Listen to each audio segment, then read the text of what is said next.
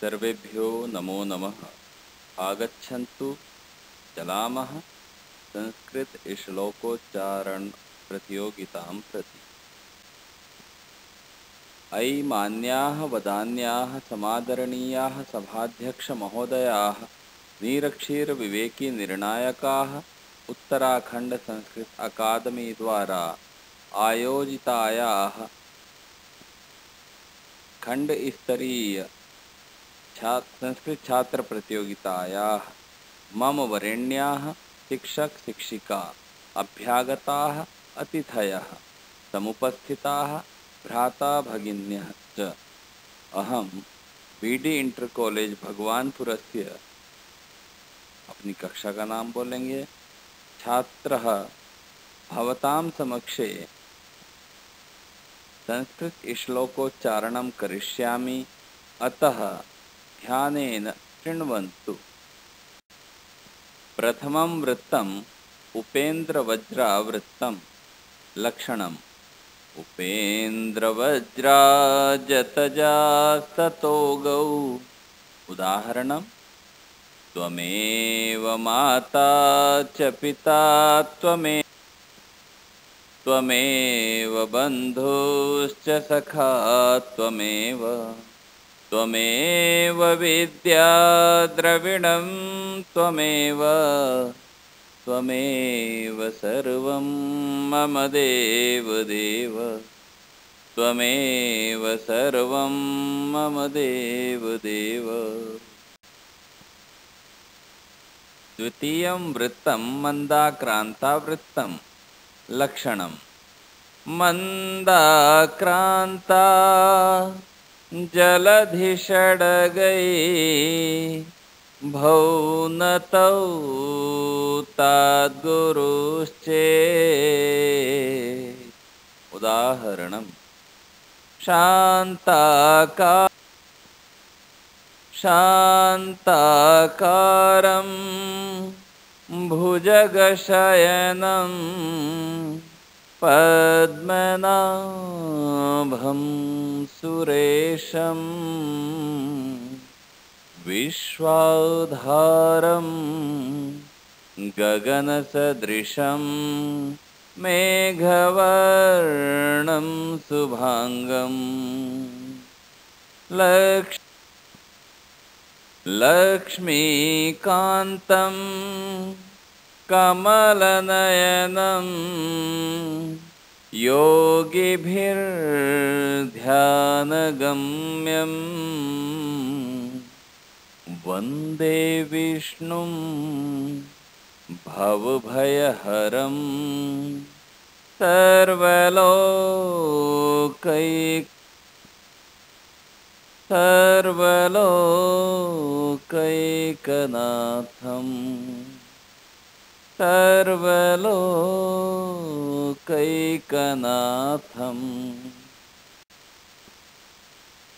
तृतीयं वृत्तम् उपजातिवृत्तं। लक्षणम् अनन्तरोदीरितलक्ष्मभाज। उदाहरणम् अस्त्युत्तरस्यां दिशि देवतात्मा हिमालयो नाम नगाधिराजः पूर्वापरौ तोयनिधिव गाह्य स्थितः पृथिव्यामिव मानदण्डः पृथिव्याम् इव मानदण्डः पृथिव्याम् इव मानदण्डः। चतुर्थं वृत्तं वसन्ततिलकावृत्तं। लक्षणम् उक्ता वसन्ततिलकातभजा जगौगः। उदाहरणम् जाड्यं धियो हरति सिञ्चति वाचि सत्यम् मानोन्नतिं दिशति पापमपाकरोति चेतः प्रसादयति दिक्षु तनोति कीर्तिम् तत्सङ्गतिः कथय किं न करोति पुंसाम् तत्सङ्गतिः कथय किं न करोति पुंसाम्। पंचमं वृत्तं वंशस्थवृत्तं लक्षणं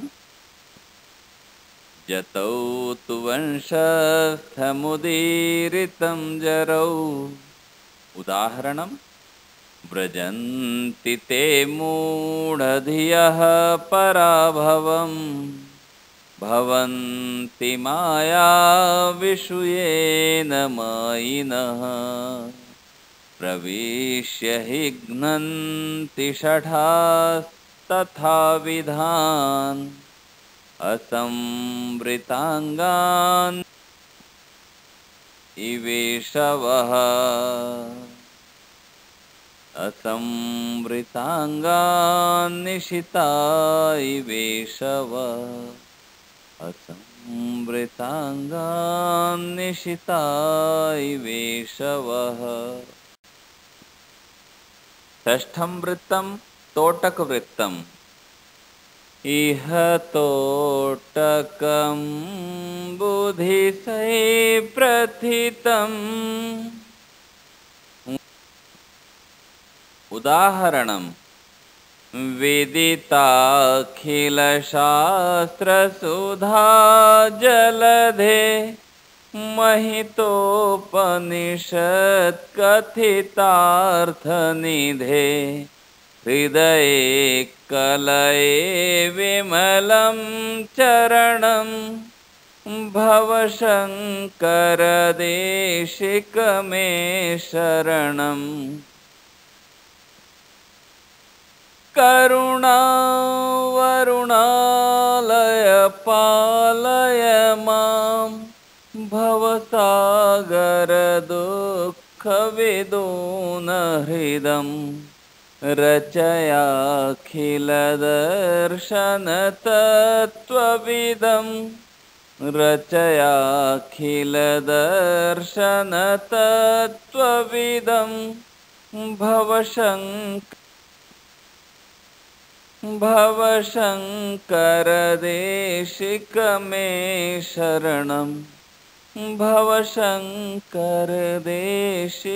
मे शरणं भवशङ्करदेशिक मे शरणम्। सप्तमं वृत्तं द्रुतविलम्बितं वृत्तं लक्षणं द्रुतविलम्बितमाहनभौ भरौ।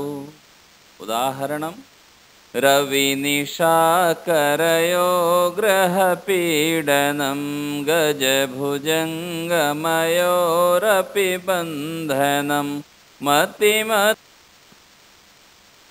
मतिमतां च विलोक्य दरिद्रतां विधिरहो बलवानिति मे मति विधिरहो बलवानिति मे मति विधिरहो बलवानिति मे मति। अष्टमं वृत्तं भुजङ्गप्रयातवृत्तं लक्षणं भुजङ्गप्रयातं भवेद्यश्चतुर्भिः। उदाहरणं नमामीशमीशा न निर्वाणरूपं विभुं व्यापकं ब्रह्म तेजस्वरूपं निजं निर्गुणं निर्विकल्पं निरीहं चिदाकाशमाकाशवासं भजेऽहं नमामीश। नवमं वृत्तं पञ्चचामरवृत्तं लक्षणं जरौ जरौ जगाविदं वदन्ति पञ्चचामरम्। उदाहरणम् अखर्व सर्वमङ्गला कला कदम्बमञ्जरी रसप्रवाहमाधुरी विजिभ्रणं मधुवृतं स्मरान्तकं पुरान्तकं भवान्तकं अखान्तकं गजान्धकान्तकान्तकं तमन्तकान्तकं भजे गजान्धकान्तकान्तकं तमन्तकान्तकं भजे गजान्धकान्तकान्तकं तमन्तकान्तकं भजे। अग्रिमं वृत्तं शिखरिणी वृत्तं लक्षणं रसैरुद्रैश्छिन्ना यमनसफलागः शिखरिणी। उदाहरणं भवन्तौ गायन्तौ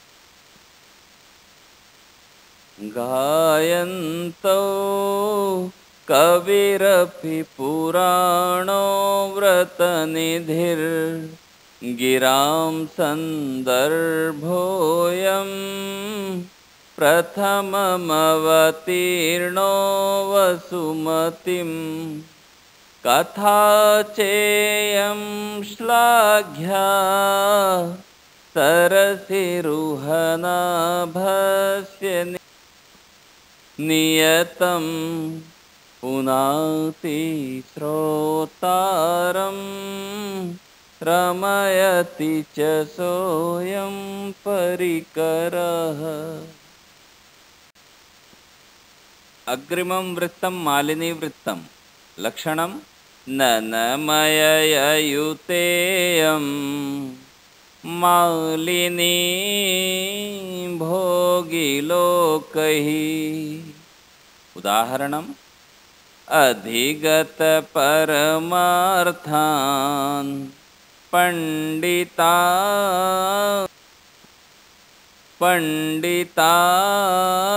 मावमस्था तृणमिव लघुलक्ष्मीर्नैव तान् संऋणद्धि अभिनवमदलेखा श्यामगण्डस्थलानां न भवति विषतन्तुर्वारणं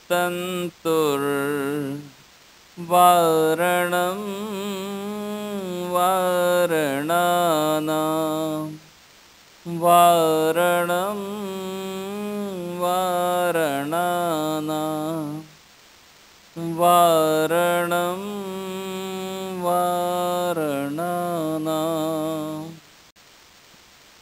अन्तिमं वृत्तं शार्दूलविक्रीडितं लक्षणं सूर्यास्वैर्मसजस्तथा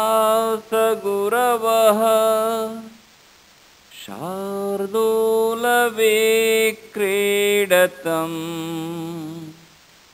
उदाहरणं विद्या नाम नरस्य रूपमधिकं प्रच्छन्नगुप्तं धनं विद्या भोगकरी यशः सुखकरी विद्या गुरूणां गुरु विद्या बन्धुजनो विदेशगमने विद्या परा देवता विद्या राजसु पूज्यते न तु धनं विद्या विहीनः पशुः। वेद्या नाम नरस्य रूपमधिकम् प्रच्छन्नगुप्तं धनम् विद्या भोगकरी यशः सुखकरी करी विद्या गुरूणां गुरु विद्या बन्धुजनो विदेशगमने विद्या परा देवता विद्या राजसु पूज्यते पूज्यते न तु धनं विद्या विहीनः पशुः विद्या विहीनः पशुः।